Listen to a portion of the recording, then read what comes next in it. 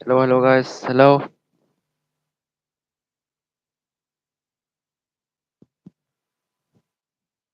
Hmm, Jera हो गया. First time live ही बेरना देखो पर दोसे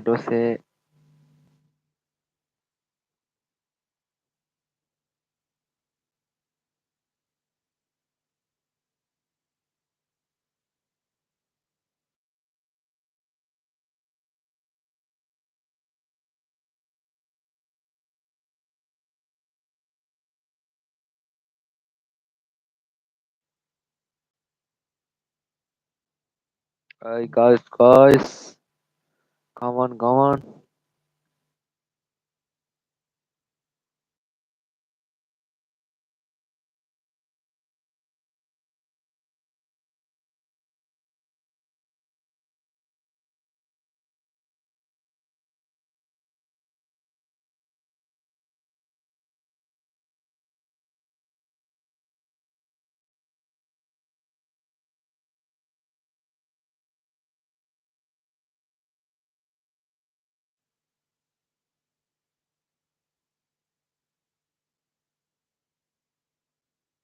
Hi.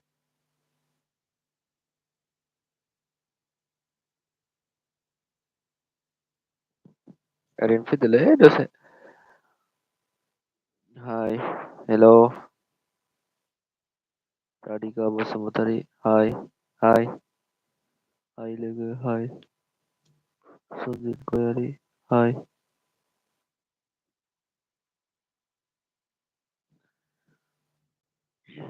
Nah, Jera हो गया ले सासेल. खबरा मोजां.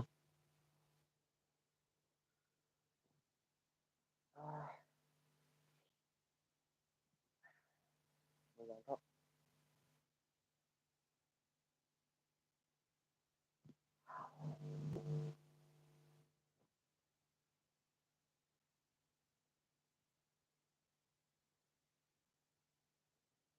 फैयोबा मोजां जागौमोन.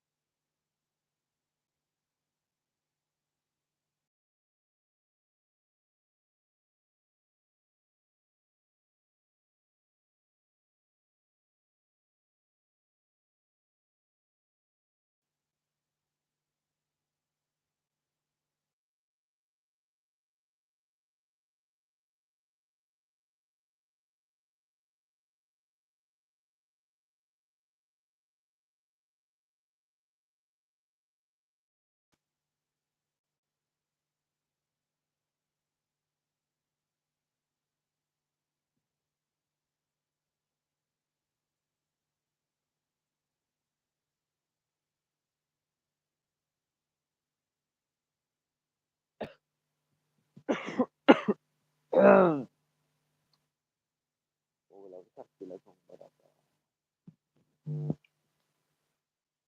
सासो होगासिनो आङो. Guys, come on.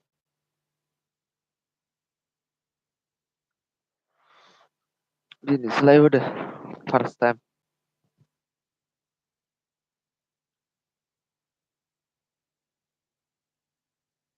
Hi. Netson Basumatari. Hi. Hello. दंलै ओरैनो फैदोंमोन र'. रायलायनो होननानै नोंसोरजों कमेन्ट खालाम कमेन्ट.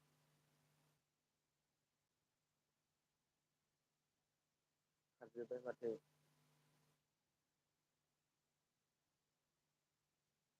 मा होननांसिगोन खोमालै होमबा फैसाया मानसिफोरा. नेलसन बसुमतारी. सोरमोन? नलबरानियामोन ना? नेलसन.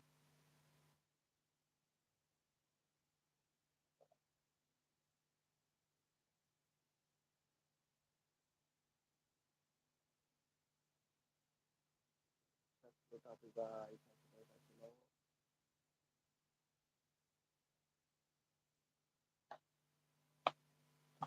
कमेन्ट खालाम मा खालामनांगौ मा नांगौ खालामगोन। कमेन्ट खालाम कमेन्ट।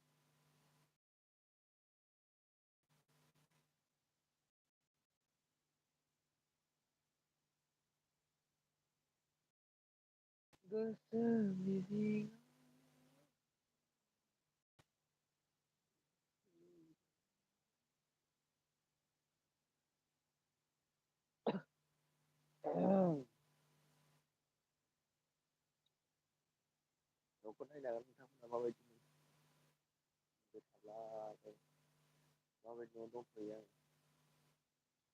सार्स होनानैसो लाइभआव फैदों आरोना चार्ज होखाबाय दङ ओमफ्राय चार्ज होनायजों बानायजों लाइभआव फैदों आरो भइस खोनादोंना खोनायाखै कमेन्ट खालामलाय भइस खोनादोंना हेल' भइस खोनादोंना खोनायाखै कमेन्ट खालाम कमेन्ट गाइस भइस खोनादों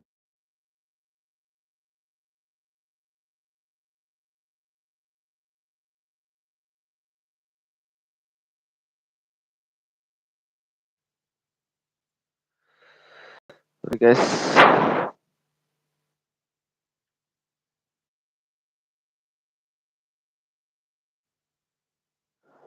आयौ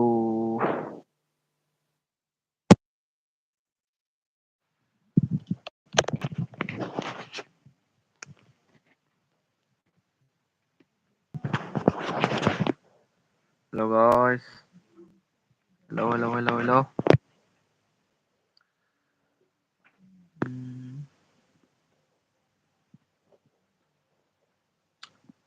हेल' हेल'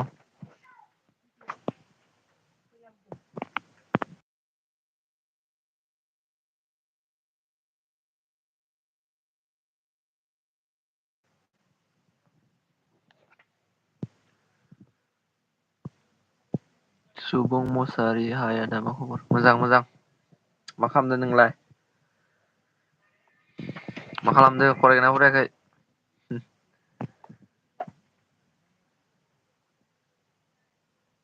भइसखौ खोनादोंना सुबुं फंबाय भइसखौ खोनादोंना खोनायाखै कमेन्ट खालामलाय आंनि रायलायनायखौ खोनागोनना खोनायाखै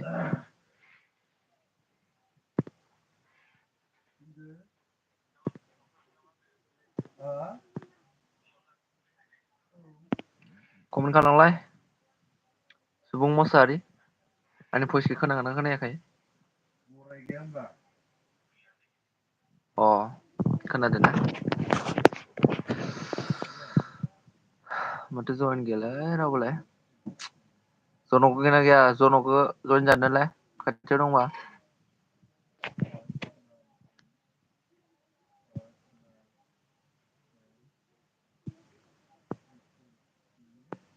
दिनैसो लाइभआव फैदोलै फार्स्ट टाइम बारा एक्सपिरियेन्स गैथ'आ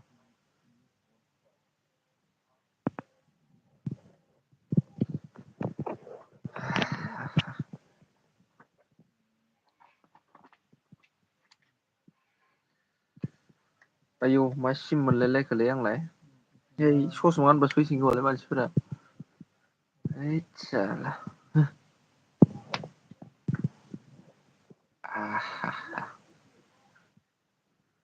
नै गोदो जुगनि सिम मोनलायलायबाय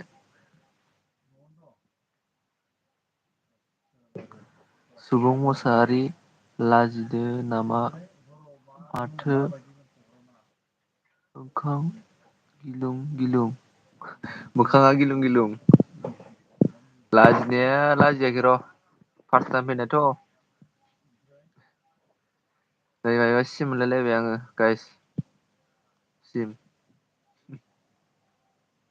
गोदो आंनि मबाइल केबेडनिमोन खोमालै बिराद गोबाव जाबायमोन आदै एके 777 हाय हि ला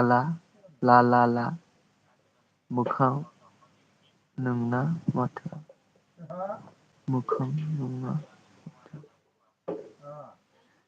मोखां नोङा माथोआ आदै एके 77 ला थेंकिउ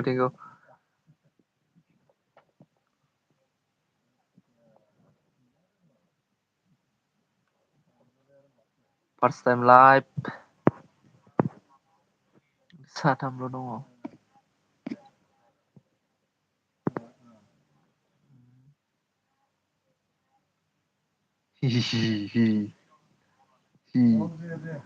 हाथाया खदाल हाथाय।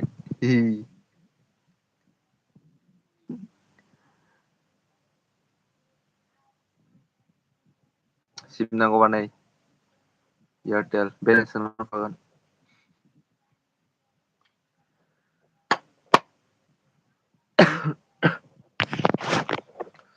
गुसथार आदै फ्रि प्लेयार लाभार ना पाबजि लाभार? नोंथ' माबासो खोमालै ना आदै एखेया? आङो पाबजि लाभार पाबजि गेलेला आरोना। गेलेयोमोन ओमफ्राय दा गेलेला। सुबुं मसाहारि माथोखो गिलुं गिलुं खोनादो। है फाग्ला गिलुं गिलुं नोङा र'।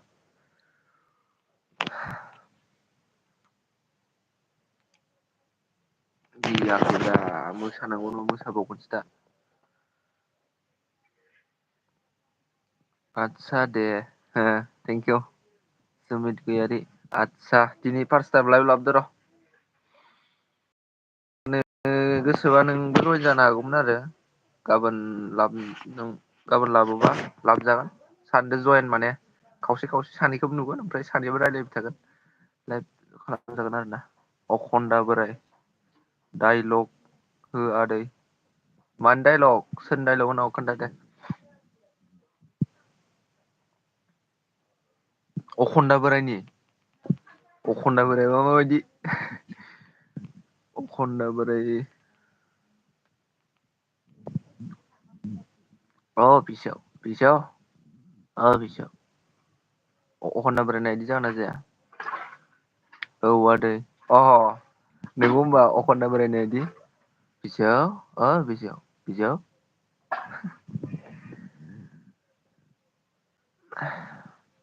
सोर सोर मा ओंख्रि जाखो? ओंखाम जागोना जायाखै? कमेन्ट खालाम गाइस। हि हि सुबुं मोसाहारि हि हि मिनिनाय नुदों इमजि।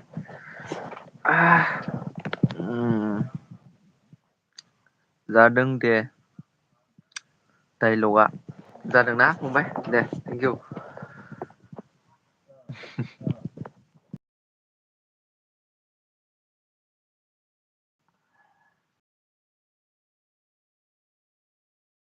ओंख्रैखो आदै एके सेभेन सेभेन ससमाया मा दाम लानाय? ससमाया फ्लिपकार्टआव अर्दार बानायदोंमोन माबा मा होनो फासस' दंमोन आरो ओमफ्राय ना माबा खालामनायाव ओमफ्राय फिफ्टि पार्सेन्ट अफार होनायाव दुइस' सेभेनटियाव मोनदोंमोन नै बागसआयो आरोना नै बेयाव माइबा र' मा लिरनाय दं आइ केयार नोलै प्रटेकसन इउ पि 400 एन्टि नै दामखौ नाइन नाइन नाइनमोन आरो अरिजिनेला र' बेखौ नायना नोंथांमोना नाइन नाइन नाइन माने हाजारसे लिरनाय दंलायो माने मबाइल नायबा प्रटेकसन होग्रा आरो ना प्रटेकसन खालामग्रा आरो गाइस कामान कामान माथो रावबो गैलायलालाय बोरै जानांगौ बिदिब्ला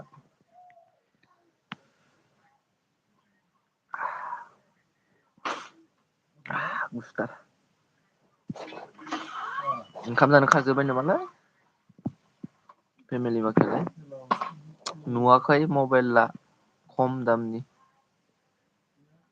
मबाइला खम दामनि माने केमेराया एसे गाज्रि जाबाय नङाबाथ' मबाइलाबो दाम गोसानिथ' नंखाया 14,000निल' सुमित गयारि आंनोबो नांगौ जादोलै फिसा साइसखौ अ फ्लिपकार्टआव अर्डार खालामबा मोनगोन सोरबा Rupjyoti creation turn of live stream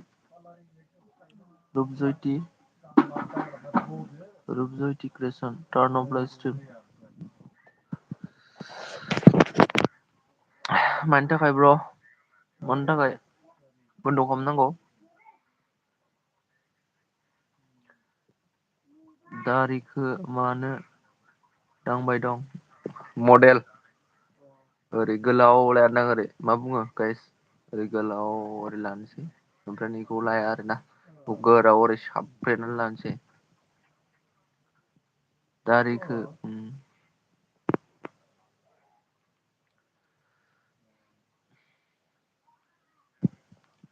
रुपज्यति Cresson because there are no people there are no people आतसा first time life first time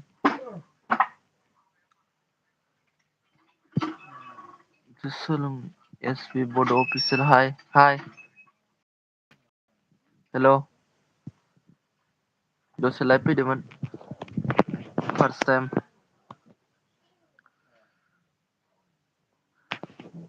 comment खालाम गाइस कमेन्ट आरो जाय जाय नोंथांमोना साबसक्राइब खालामाखै साबसक्राइब खालामना लानो हागोन आंनि चेनेलखौ आरोना जाय जाय नोंथांमोना गोसो दङ साबसक्राइब खालामनो हागोन आरोना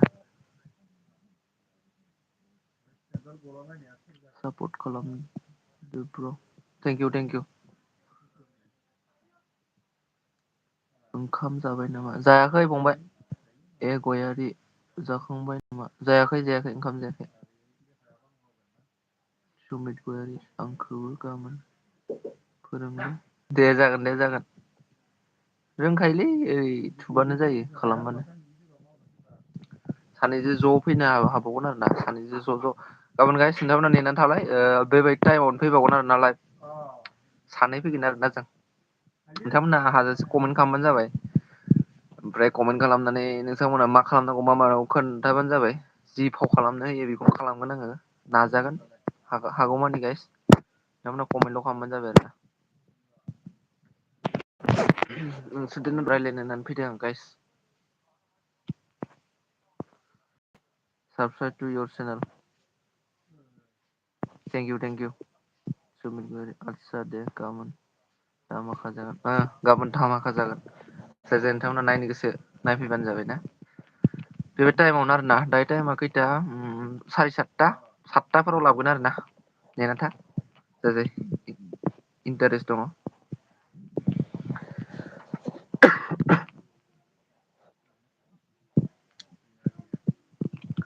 खियालां गोजांनायाव दुगैयालां गोजांनायाव सोरबा सोरबाथ' साननै सानथाम गाहाम दुगैयाखै खोमा mister Sumit Rupjyoti creation mister Sumit what are you doing सुमितखौ सोंहरबाय सं रुपजयटिग्रेसना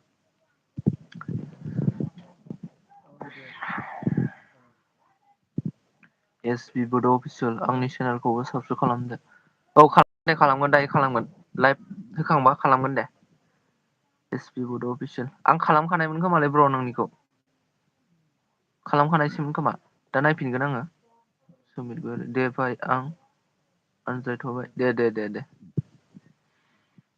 एस पि बड' अफिसियेल खालामगोन दे नोंनिखौ साबसक्राइब खालामगोन आङो नायफिनगोन मय इंलिस नाजानु दे भाइ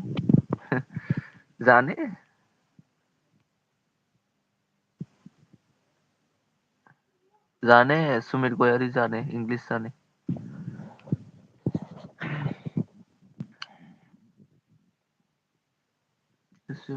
नायबानो जाबाय औ नायगोन दे एस पि बड' अफिसियेल नायगोन दे दायो नायगोन खालामाखैबा खालामगोन आं खालामनाय बायदि गोसोआव दं आरो ना नोंनिखौ ओमफ्राय खालामाखैबा खालामगौ आंनिखौ खालामाखैबा खालाम प्लिज ब्र'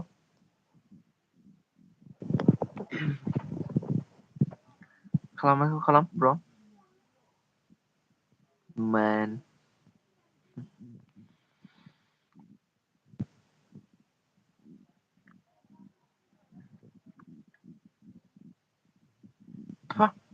खानायदों मोनजादो खानाय सिनजानांसिगोनलै गोजांनाय सोरबा सोरबा साननै सानथाम गाहाम दुगैयाखै नामा कमेन्ट खालामनाय हरदो माने एसपि बड' अफिसियेल ब्र हरलाय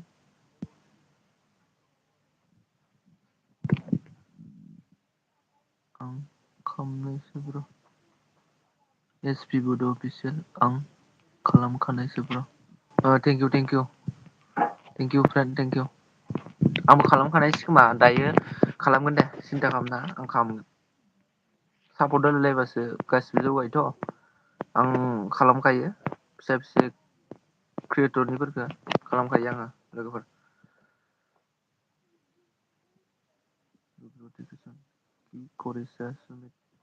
सुमित गेल नाखि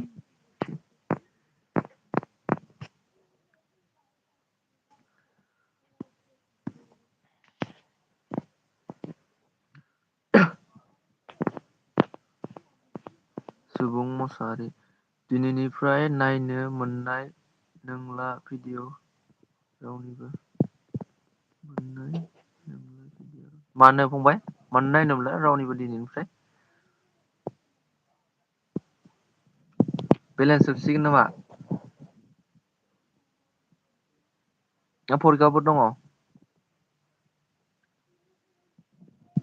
कमेन्ट खालाम गासिनो नोंथांमोनहा मा सोंनो गोसो सोंनो हागोन खोन्थागोन आङो रिप्लाइ खालामगोन नोंथांमोना मा सोंनो गोसो कमेन्ट खालामना सोंबानो जाबाय आं रिप्लाय होगोन आरोना गाइस सोंबानो जाबाय दा अ एख' नङा दे फरिखा दंबा फरिखाफोरखौ होग्रो ओमफ्राय उनाव सोफिनबानो जाबाय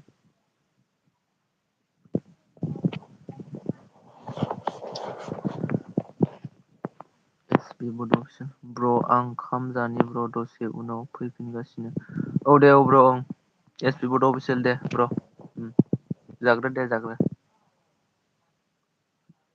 ब्र কি খবর খবর ভাল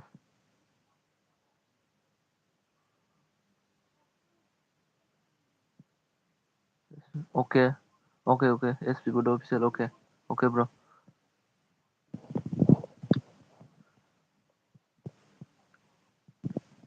जि सोंनो सोंबानो जाबाय लोगोफोर रिप्लाइ खालामगोन आङो एन्सार होगोन आरो ना एगजामबो दं बेलेन्सबो जोब्बाय सुबुं मोसाहारि दे एख' नङा सोंथ' नाङा फरिखाखौ होग्रो फरिखानि उनाव सोबानो जाबाय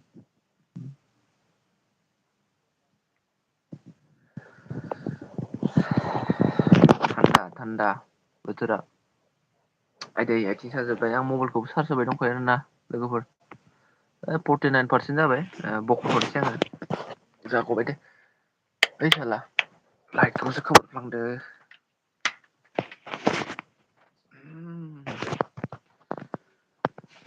नोंनि महरा गोजा गोजा नोंनि गाननाय नोंनि जोमनाय गस्ला सादोराबो गोजा गाबनि सना नै दासो सेनेने होनदो जोंहानि ओंखामा दासो संदो रुपज्यति क्रेसन बाय बाय बस बायबाय दान' दसे नायलां जाबावगोन खोमा दे बाय दे ब्र बाय बाय खामानि थायोना ओंखामफोर जायांबाय नामा ब्र' गाइस हायोबा सेयार खालामना हो लाइभखौ जयेन जानाय बायदि आरो ना सुबुं मोसाहारि आंनिखौ बानाया नामा दा सुबुं मोसाहारि नोंनावबो चेनेल दङ चेनेल दङबा हर बानायगोन खोन्थाहर मा नाम चेनेलनि नामा साबसक्राइब खालामगोन दे आं खालामखायो गासैनिखौबो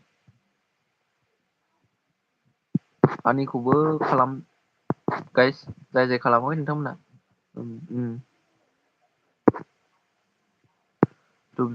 सुमित कटगल